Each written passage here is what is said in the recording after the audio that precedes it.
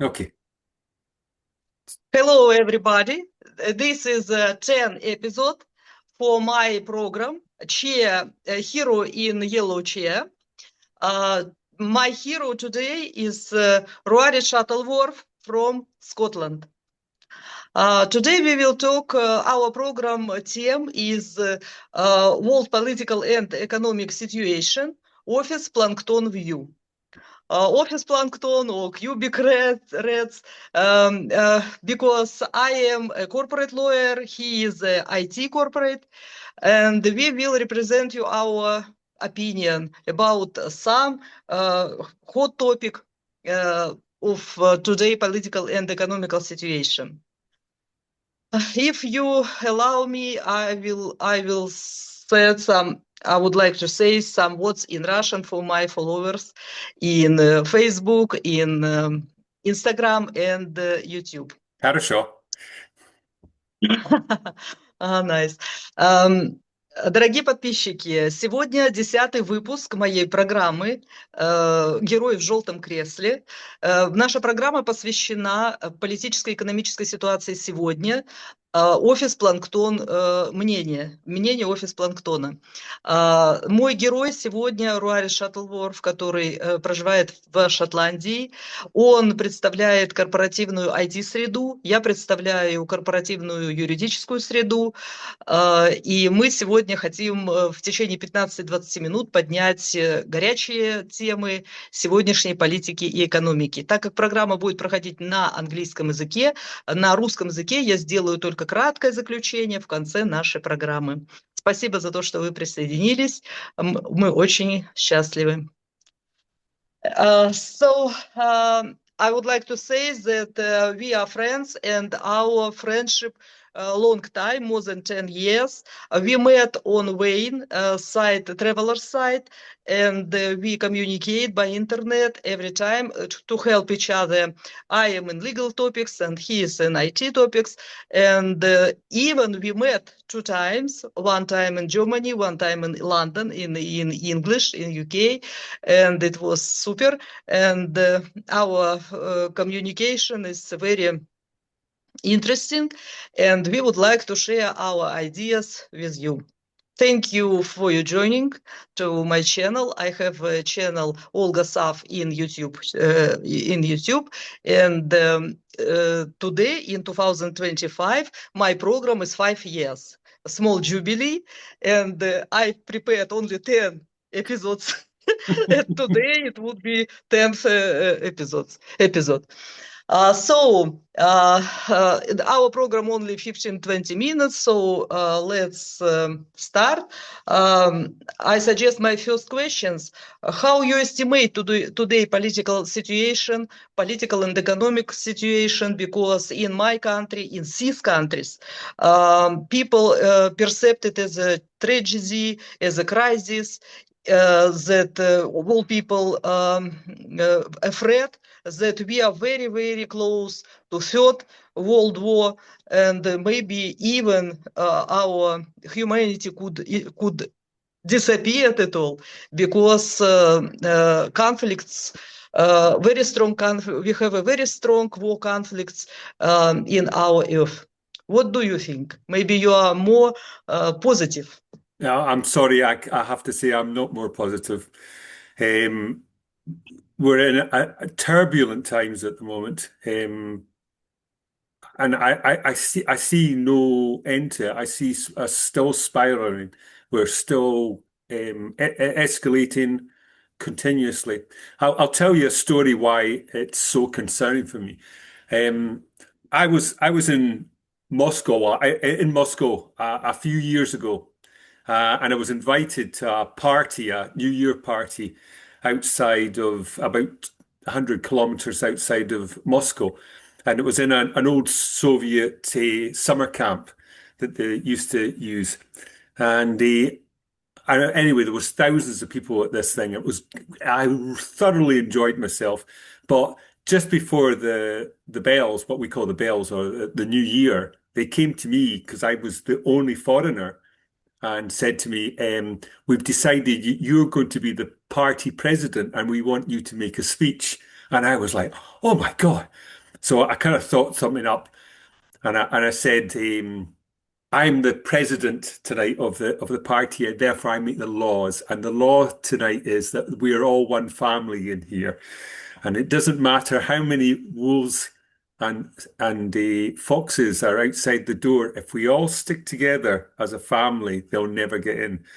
And they all knew what I meant, and it all went down well. But I didn't know at the time that the people that were in the party were all a Russian Army, Navy, Air Force.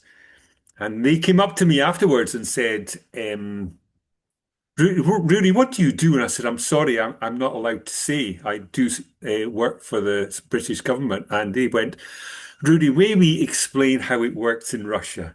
We won't tell you any secrets, and you won't tell us any secrets, and everyone will be happy. And I went, I'm okay with that. And then they went, I fly this plane, and it does this and does. And it was fascinating. And then of course, they realized after quickly how technically advanced I was in knowledge of engineering and missile systems, etc. And they said, do you want to come and see our systems? And I says, I can't. I'm with one of my handler, and she's going to drop me off at the airport in 2 days' time. And they said, oh, it's okay. Tell you what, you'd get dropped off and we'll pick you up at the airport and take you to our air base, and you will get, because I one of the things I said to them, I would love to go twice over the speed of sound. And they said, oh, we'll take you up in a MiG-31 and you'll. So you will under control. Yeah, so all this, and I was like, oh, this is so. So they picked me up at the airport and took me back to the airbase. And I was in a MiG-31, and they took me up to 70,000 feet. I could see the curvature of the Earth, and I went at Mach 2.3, and great. I had a great time. And they showed me some of their systems. They were using an R-37M, a surface-to-surface missile. They explained how that worked and how the tactics were, and great fun. The reason why I'm telling you this is because that site also looked after the Russian nuclear system. And I might be the only Westerner that's not only had what's called the DMA system demonstrated, but they even actually let me program the targets on an SS-18 R-36M ICBM nuclear missile, codenamed by NATO as the Satan missile. It had 10 warheads. And the man said to me, you can program this. And he says, what target do you want to? And I went, Ipswich. And he was going, where is this Ipswich? And I says, basically there was a screen, and I had a pen, and I could drag and drop the missile I want. Because he said, what missile? I said, oh, give me the biggest one you've got. And I dragged, and he said, and where would you like to take me out? Well, there's a certain place called Martysham. I want to take that. And so you had 10 more. Anyway, and I programmed it up, and then I said, that's how easy it is. And that was great.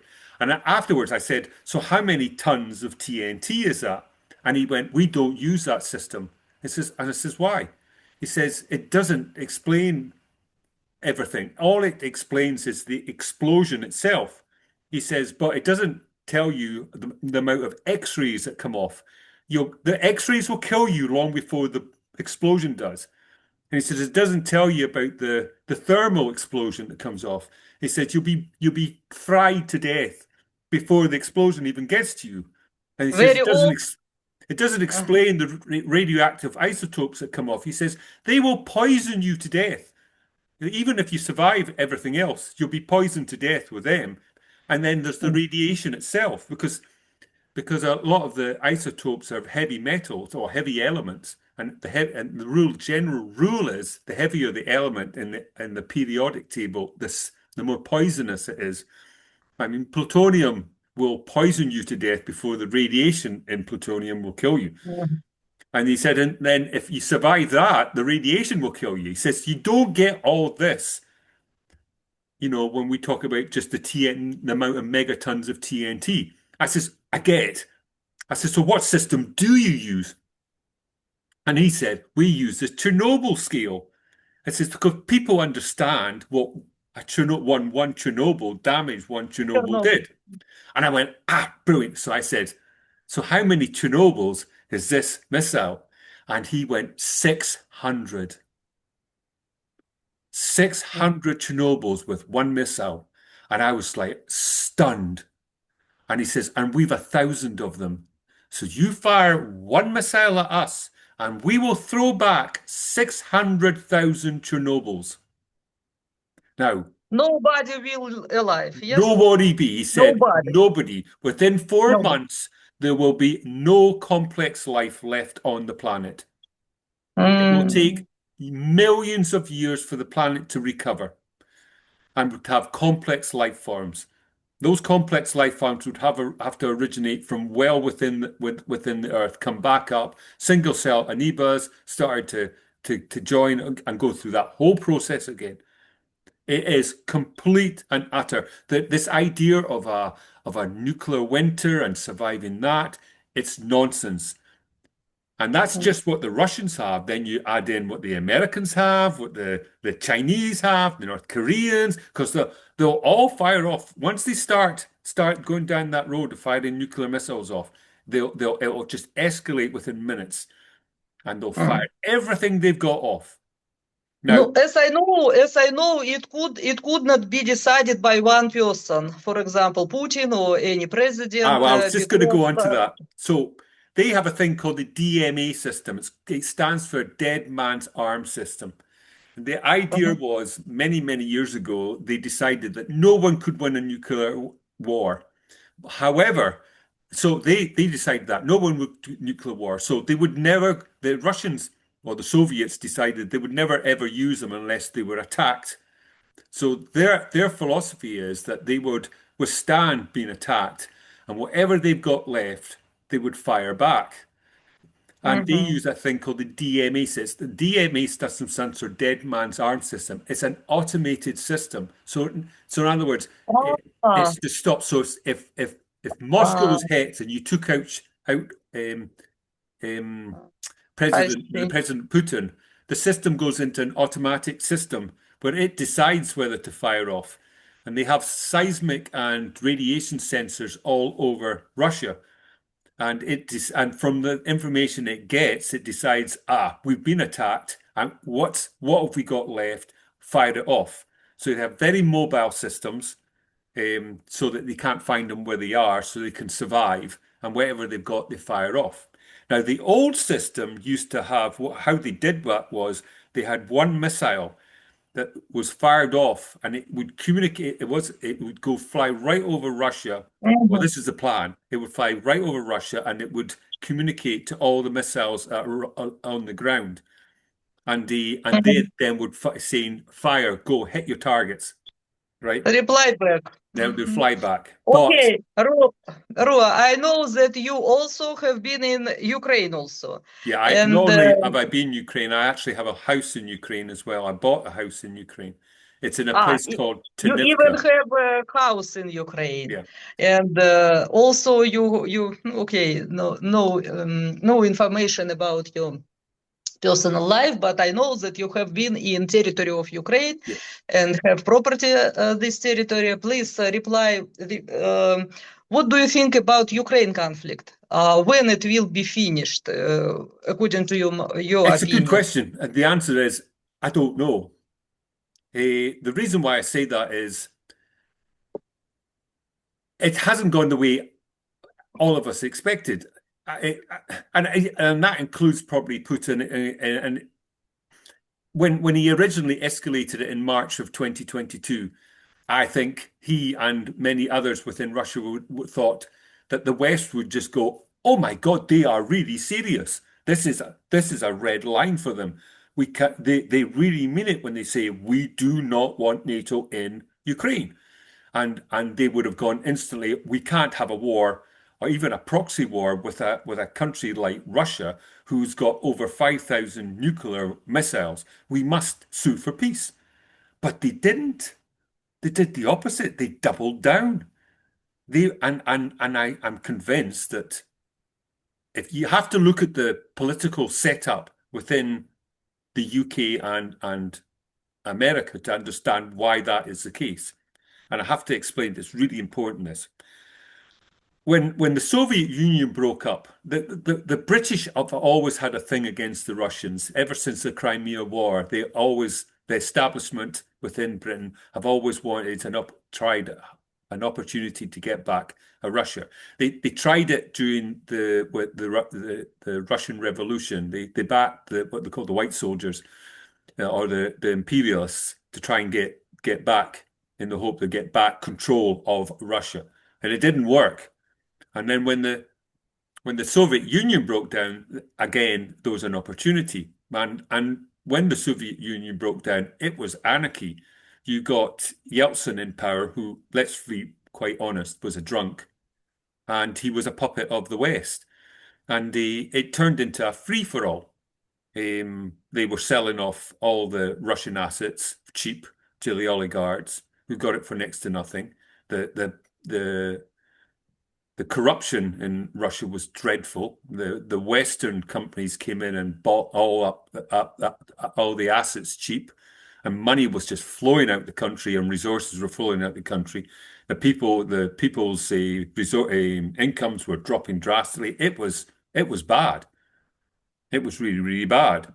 And then this man, Putin, came along, and he started. The first thing Putin did when he got a president, he went to Chechnya, and he saw the army there, and that was a great signal. It was a signal as you've got my back. And then he proceeded to put his own people in the right positions, in the positions of the army, the positions of the police, and he started to get the country back in control, and law and order, they've been resumed. Now, I have to explain the political setup in the UK. In the UK, we do not have a democracy. I know they say we have freedom. We don't. What we have is we have donors. These donors buy our MPs. They buy our MPs by giving them jobs, free holidays, or uses of apartments, blah blah. But more likely, it's the jobs is like, we'll give you a job. You'll be a director on the board of this company. You do it an hour a month. You get 100,000 plus a year, or you're there to represent our interests in the Parliament. You'll get paid a lot of money to do that. Or more importantly, is once you're no longer an MP, we'll give you a lovely job in the city, and you'll be paid $500,000 a year. They're being bought. And there's no such thing as a free lunch. They're being bought for a reason, to do their bidding, not the people's bidding. If they can't, I'd like to ask you about world government, because in our countries we have opinions that UK would like to manage all of the world. well, And no, I would say it was more like the UK Americans would like to, but yeah. If they can't buy, the only part of the process that the people get is they get to choose who the donors employ. It doesn't matter whether it's Labour in or the Tories are in. The decision on terms of policy or strategy is by the donors.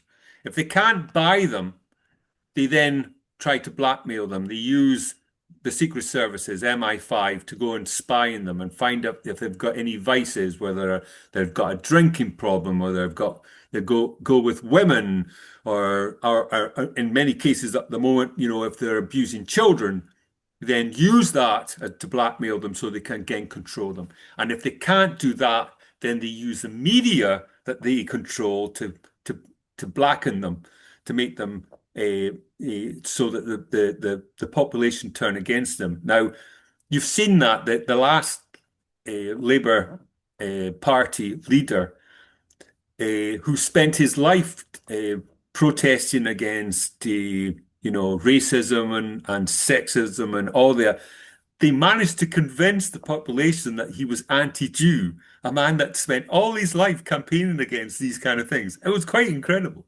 So that's the setup we've got in the UK. Now, once Putin had got Russia, because they wanted the same setup in Russia, and they had had that after the Soviet Union broke down. But Putin managed to turn it around, and he came to a place called Glen Eagles in Scotland, where they were having what was then the G7, now turned to the G8 because Russia had been invited in. And he told the President of America and the British that he was not going to have this kind of setup. It would not work in the interests of the people and in the interests of his country. It would only work in the interests of a few individuals, the donors, or as he would call them, the oligarchs.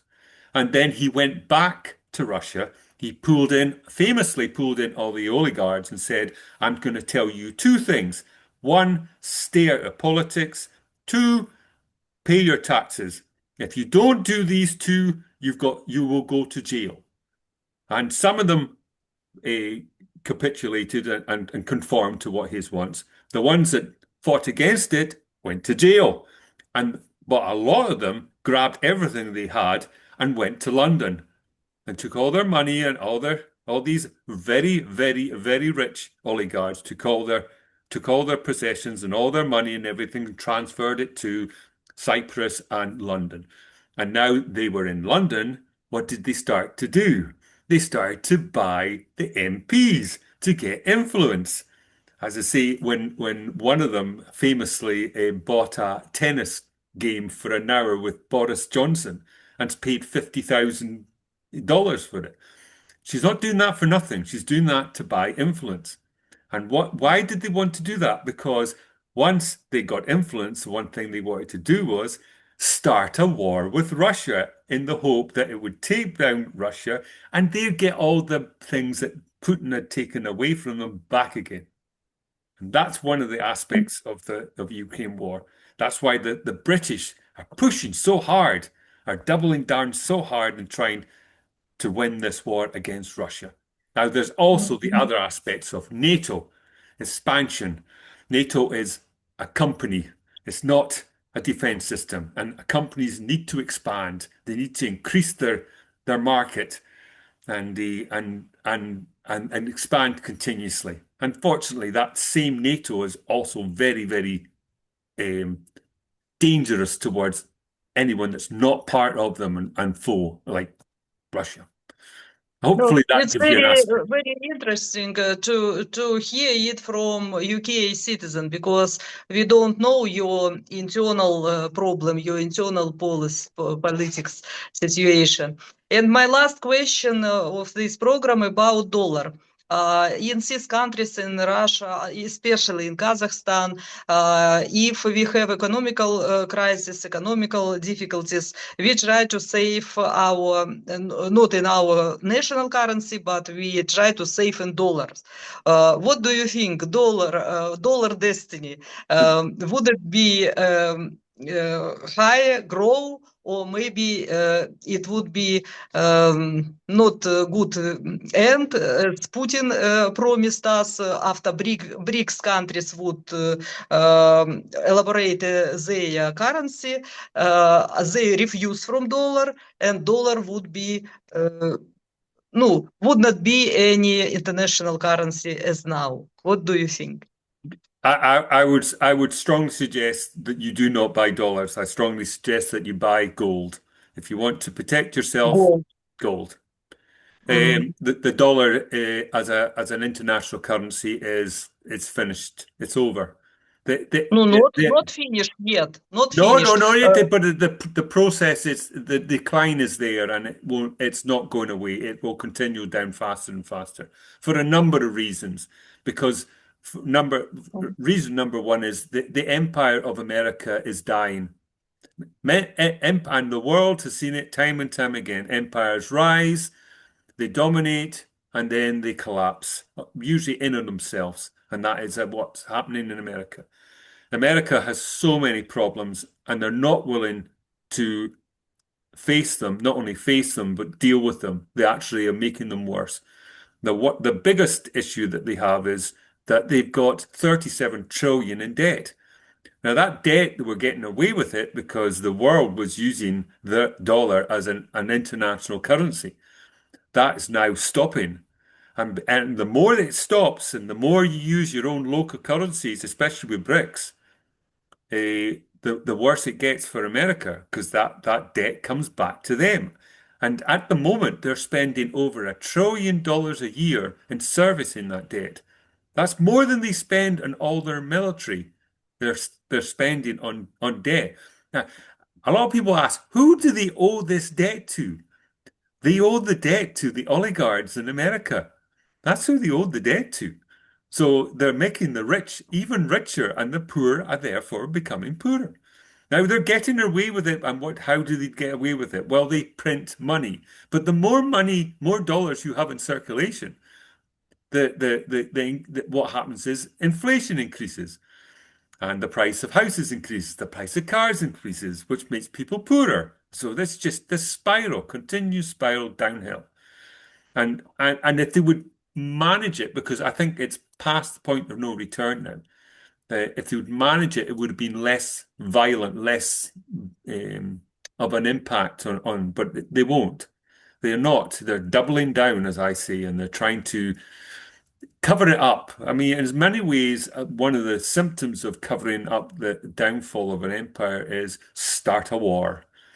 And they've started a war, and I mean, we have one in Israel. They're looking for one in Venezuela now. They've got obviously the one in Ukraine, and the other symptom of a empire that's collapsing is what wars they start, they lose. They lost a war in Libya. They lost a war in Iraq. They lost a war in Afghanistan, and even before that, you had Vietnam, where they pour all this, and they've lost the war in Ukraine. The war in Ukraine is lost. It's finished. Thank you. The tactics that the Russians used and their equipment is superior. And one of the biggest reasons why they've lost the war in Ukraine is because of the arrogance that they thought they were better. They thought their equipment was better. They thought that they could train the Ukrainians to be the better soldier. All lie, all foolish lies. They just deluded themselves into thinking that they could get away with this. Okay, thank you very much for your kind replies, and let me make a small conclusion. In this crazy world, where we have such awful political situation, we have such many risks for us, and the economical situation also is not very good. So I just would like to wish you health, happiness, live your better life. The rest of your life, you need to live your better life, the most better life as you could imagine. And we have a small hopeness that we will go via all difficult situation and all would be okay. Thank you. Для моих русских подписчиков я подвожу итоги. Мы проиллюстрировали не очень хорошую ситуацию, политическую, экономическую, очень много трудностей, много рисков и угроз. Мы пожелали вам жить свою лучшую жизнь. Тот остаток жизни, который остался у вас, живите свою лучшую жизнь, как только вы можете ее себе представить. А мы прощаемся с вами. Всего доброго. До свидания. Thank you and goodbye. Thank you.